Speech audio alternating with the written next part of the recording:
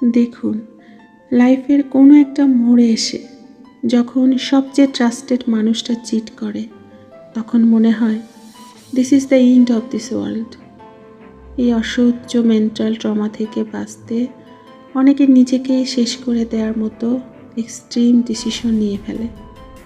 কিন্তু সিরিয়াসলি ভেবে দেখুন, যে মানুষটা আপনার ইমোশনের ভ্যালু দেয়নি, তার জন্য নিজের এক্সিস্টেন্স ডিলিট করে দেয়া কি আদৌ কোনো সলিউশন?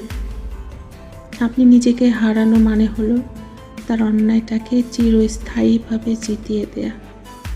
আপনার চলে যাওয়াতে হয়তো তার কিছুই আসবে যাবে না, কিন্তু মাঝখান থেকে আপনার মা বাবা আর আপনজনদের লাইফে সারা জীবনের একটা হাহাকার গিফট করে যাবে। এই পেইনফুল মোমেন্টে মনে হতে পারে এটাই হয়তো একমাত্র পিসফুল রাস্তা, কিন্তু ট্রাস্ট মি, টাইম সব হিল করে দেয়। একজন মানুষ বেইমানি করেছে মানে আপনার পুরো পৃথিবীটা বিষাক্ত হয়ে যায়নি। নিজের উপর রিভেঞ্জ না নিয়ে বরং সেটা ফেস করুন।